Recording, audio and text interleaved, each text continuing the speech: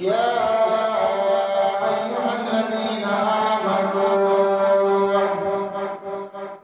كتب عليكم الصيام كما كتب على الذين من قبلكم لعلكم تتقون.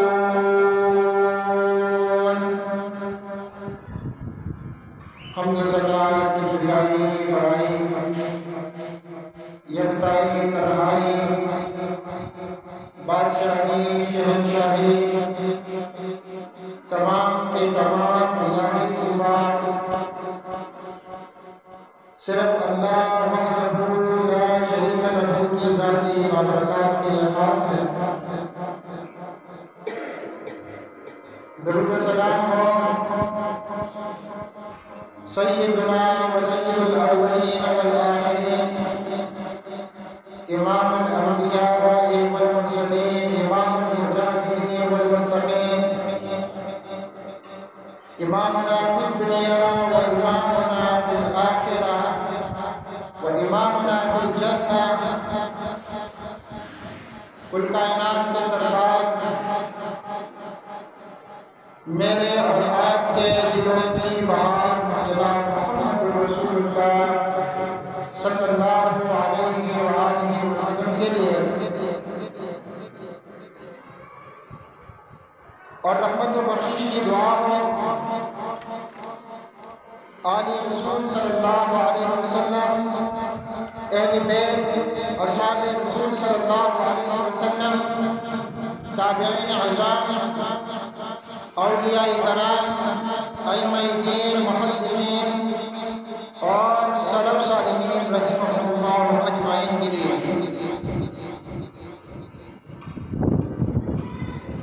ذوقار صاحب کرام رمضان المبارک کا مقدس مہینہ آ رہا ہے بلکہ آ گیا ہے. امکان ہے کہ آج اگر اللہ نے چاہا تو نمازی تراویح کا اہتمام ہوگا ورنہ کل تو لازمی ہے کہ کل چاند رات ہوگی.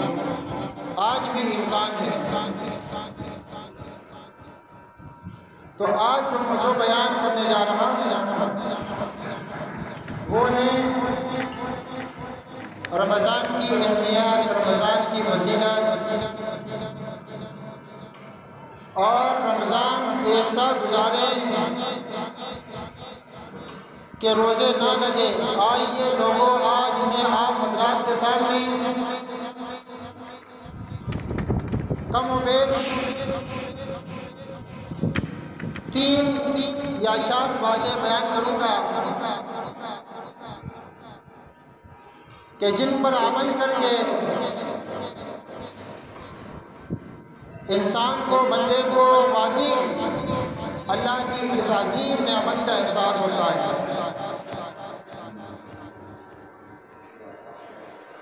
یہ مختصر سی باتیں ہوگی، 3-4 باتیں. ان کو ہم وقت یاد رکھنا آپ کا کام ہے.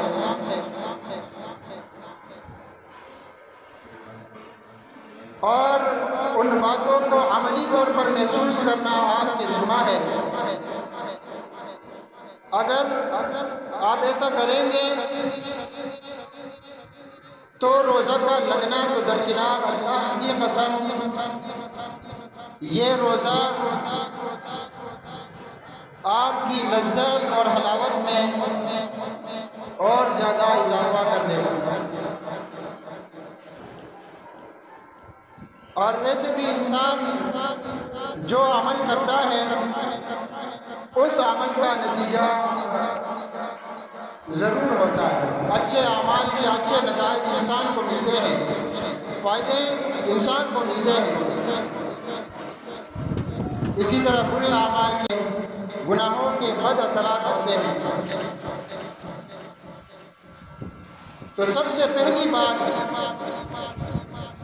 آپ اس بات پر غور فرمائیے کہ سال میں جو 1 مہینہ روزے کا ہے اللہ کے ہاں اس کی کتنی زیادہ اہمیت ہے. 11 مہینے دنیا کے پیچھے بھاگ دوڑ اور 1 مہینہ آپ دنیا کے کاموں میں اپنے آپ کو مشغول نہیں رکھتے، بلکہ اس میں کمی لا کر زیادہ تر وقت آپ اللہ کی عبادت میں لگاتے ہیں، روزہ رکھتے ہیں، قرآن کی تلاوت کرتے ہیں، اس کی بہت بڑی اہمیت ہوتی ہے۔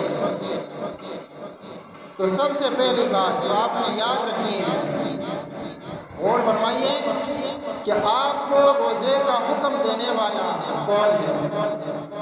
رب العالمین۔ اور پھر اللہ رب العالمین نے آپ کو کس قدر پاکیزہ القاب کے ساتھ مخاطب کرتے ہوئے کس پیارے انداز میں خطاب کرتے ہوئے آپ کو رمضان کے روزے کا حکم دیا ہے۔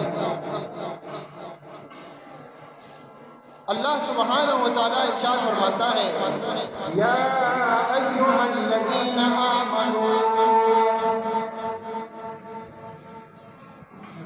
سبحان اللہ، کتنا پیارا انداز ہے۔ اے وہ لوگوں جو ایمان لائے ہوں، اللہ تعالیٰ اپنے ایماندار بندوں سے مخاطب ہے۔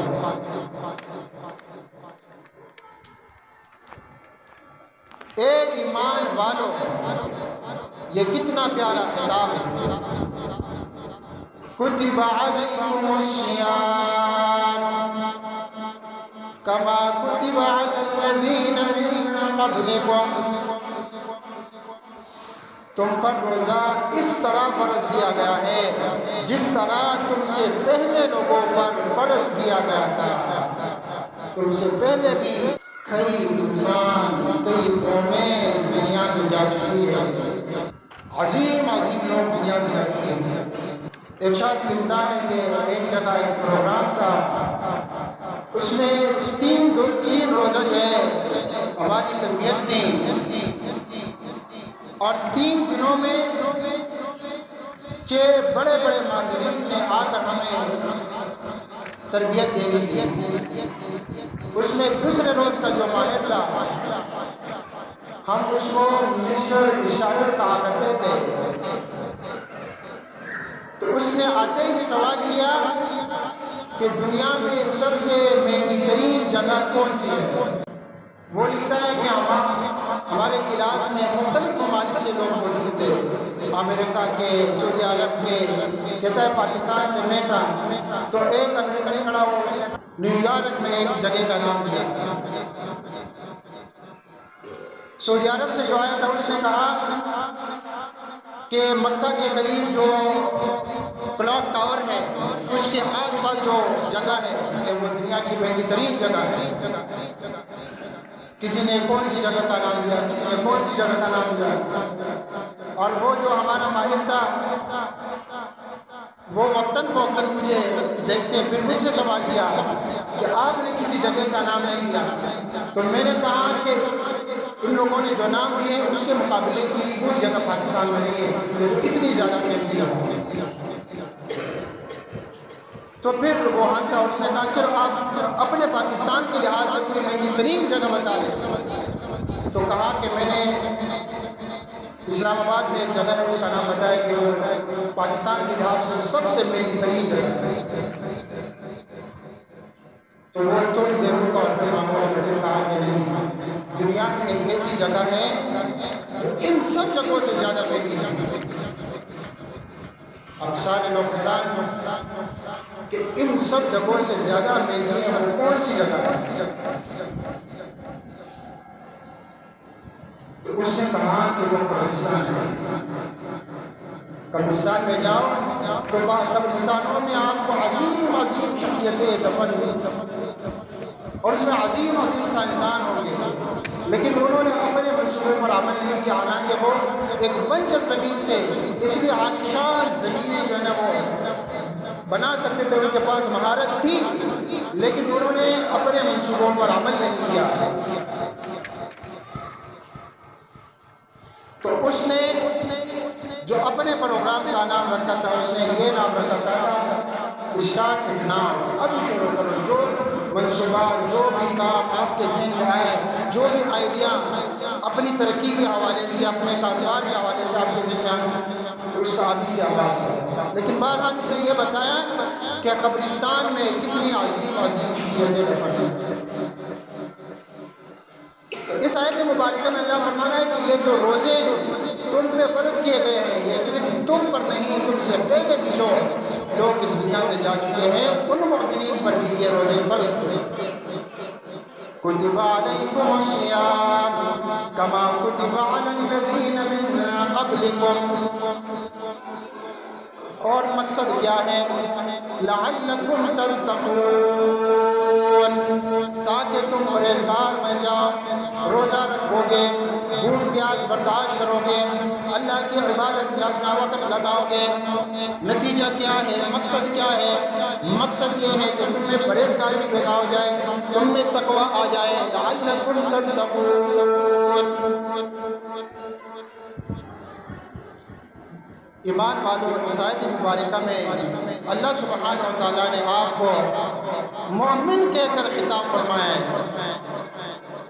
اور پھر یہ آیت کریمہ ہمارے تک امام المرسلین محمد رسول اللہ صلی اللہ علیہ وسلم کے ذریعے پہنچائی ہے۔ کیا اس اعزاز اور اکرام کو جان لینے کے بعد بھی کسی مومن کو روزہ لگ سکتا ہے یا روزے سے وہ پریشان ہو سکتا ہے؟ کہ کل کائنات کے رب نے خطاب کرتے ہوئے اور آپ کو ایماندار کا لقب دیتے ہوئے کہ اے میرے مومن بندے، میں نے تم پر یہ روزہ فرض کر دیا، یہ اللہ کی طرف سے فرض کر دیا۔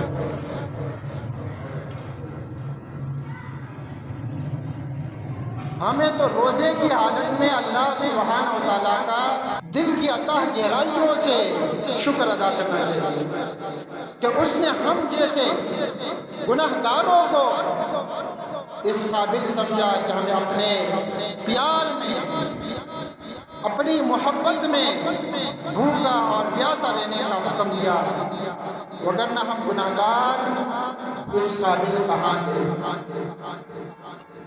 اے مسلمانوں، اگر کوئی دنیا کا وزیر،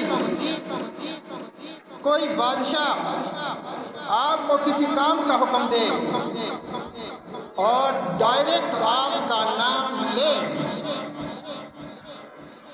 تو پھر تم دیکھتے ہو نہ رات نہ دن نہ صبح و شام، اور خوشی خوشی اس کا تذکرہ کرتے ہو، فلاں وزیر اعظم نے میرا نام لے کر مجھے پکارا اور مجھے یہ کہا۔ تو کیا خیال ہے؟ جس کام کا حکم بادشاہوں کے بادشاہ رب العالمین نے دیا تو وہ کام دل کی کراہت سے یا اس کام کو مجبوری، بوجھ یا کوئی ذمہ داری سمجھ کر کرنا چاہیے، یا اس کو دل کی خوشی سے بہت بڑا اعزاز سمجھ کر انجام دینا چاہیے؟ آپ کیا جواب دیں گے؟ ذرا سوچئے۔ یہی نہ کہ ہم اس کو دل کی خوشی سے کریں گے اور اپنے لیے بہت بڑا اعزاز سمجھ کر کریں گے کہ اللہ نے ہمیں حکم دیا ہے کہ صبح ساحل سے لے کر غروبی آفتاب تک کھانے پینے سے اپنے آپ کو روکے رکھنا ہے اور اللہ کی رضا کے لیے روزہ رکھنا ہے۔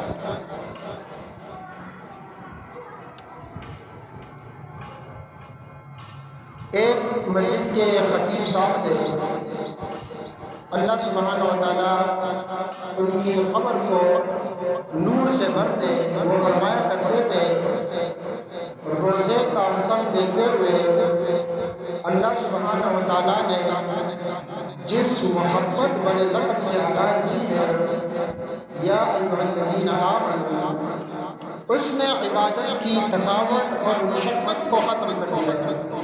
جب ہم سوچتے ہیں کہ اللہ تعالیٰ اپنے بندوں کو روزوں کا حکم ان الفاظ سے دے رہا ہے، یا ایھا الذین آمنوا، یہ محبت بھرے الفاظ سنتے ہی دل باغ باغ ہو جاتا ہے۔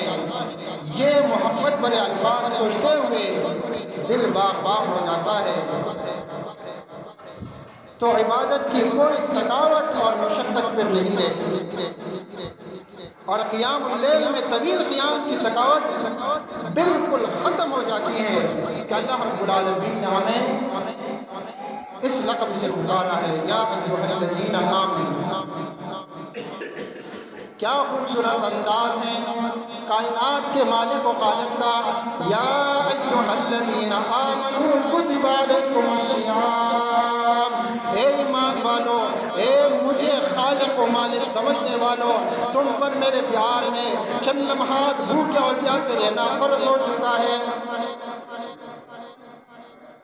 اور پھر غور فرمائیے، روزوں کی فرضیت کا حکم سنانے کے بعد ساتھ تسلی بھی دی، فرمایا صرف تم ہی نہیں بلکہ تم سے پہلے بھی میرے کئی پیارے میری یاد اور میرے پیار میں بھوکے پیاسے رہا کرتے تھے، روزے رکھا کرتے تھے، کما کتب علی الذین من قبلکم۔ اور ساتھ فرمایا اس بھوک اور پیاس کا فائدہ یہ ہوگا تم دنیا کی زندگی گناہوں سے بچ کر اور میری حدود میں رہ کر گزارنے والے بن جاؤ گے۔ دنیا کی جو عارضی اور فانی زندگی ہے کب ختم ہونے والی ہے، اس کی اطلاع انسان کو نہیں آتی کہ آپ نے 2 منٹ کے بعد دنیا سے جانا ہے، یا 2 دن کے بعد، یا 1 دن کے بعد، یا 1 سیکنڈ اور 1 سیکنڈ رہے گا۔ تو یہ دنیا کی زندگی گناہوں سے بچ کر اور اللہ کی حدود میں رہ کر گزارنے والے بن جاؤ گے اگر حقیقی معنی میں تم روزہ رکھنے والے ثابت ہوگے، اور پرہیزگاری کی زندگی پر تمہارا آخری سانس نکلے گا تو رب العالمین اپنی جنت کے سب دروازے تمہارے لیے کھول دے گا۔ یہاں ایک بات اور یاد رکھنی چاہیے کہ پہلے لوگوں کے روزے اور ہمارے روزوں میں بڑا فرق ہے۔ ایک اگر آپ نے یہ یاد رکھا کہ اس روزہ رکھنے کا حکم کائنات کے رب نے ہمیں دیا ہے اور ہمیں ایماندار کہہ کر قرآن مجید میں ہمیں خطاب کیا ہے، تو دل کی خوشی سے یہ عمل کرو گے۔ پھر یہ کہ پہلے لوگوں کے روزوں میں اور ہمارے روزوں میں بڑا فرق اللہ سبحانہ و تعالیٰ کا خاص پیار ہے جو اللہ رب العالمین کا ہم بندوں پر نظر آ رہا ہے۔ مثال کے طور پر جب ہم پہلی امتوں کے روزوں کا مطالعہ کرتے ہیں تو ہمیں ان میں سحری کا تصور نہیں ملتا۔ وہ ایک شام کو کھانا کھاتے اور پھر اگلی شام تک بھوکے اور پیاسے رہتے تھے۔ شام کے کھانے کے بعد انہیں کھانے پینے سے منع تھا، اگلے شام تک درمیان میں سحری بھی نہ کرتے تھے۔ لیکن الحمدللہ ہم افطاری کے بعد اور کھانا بھر کے کھانے کے بعد بھی رات میں کوئی چیز کھا پی سکتے ہیں اور حلال خواہش بھی پوری کر سکتے ہیں۔ اور پھر ہمیں اللہ سبحانہ و تعالیٰ نے سحری کا مبارک تحفہ بھی عطا کیا ہے، اور رسول کریم رحمت للعالمین صلی اللہ علیہ وسلم نے نہایت دل نشین اسلوب میں بار بار سحری کھانے کی تلقین کی ہے۔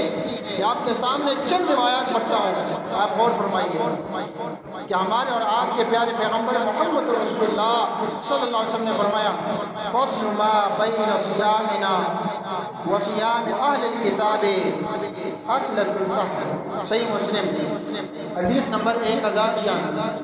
ہمارے روزے کے درمیان اور اہل کتاب یعنی یہود و نصارہ کے روزے کے درمیان فرق کرنے والی چیز سحری کا کھانا ہے۔ ہم سحری کے لیے اٹھتے ہیں اور ان کے روزوں میں سحری نہ کی۔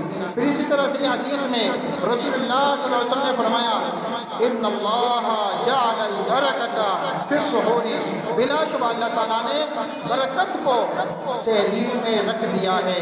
پھر اسی طرح ارشاد فرمایا ان اللہ وملائکتہ یصلون علی المسحرین، بلا شبہ اللہ سبحانہ و تعالیٰ سحری کھانے والوں پر رحمتیں نازل فرماتا ہے اور اس کے ملائک سحری کھانے والوں کے لیے رحمت کی دعائیں مانگتے ہیں۔ آپ سحری کے لیے اٹھیں گے تو اللہ کے ملائک آپ کے لیے برکت کی دعائیں مانگیں گے۔ سبحان اللہ۔ اور اللہ کی رحمتوں کا نزول ہوگا۔ عزیز سامعین اکرام، اللہ تعالیٰ نے رمضان المبارک میں ہمیں سحری کھانے کا تحفہ عطا فرمایا، اور اس کھانے کو اللہ کے رسول صلی اللہ علیہ وسلم نے مبارک کھانا قرار دیا۔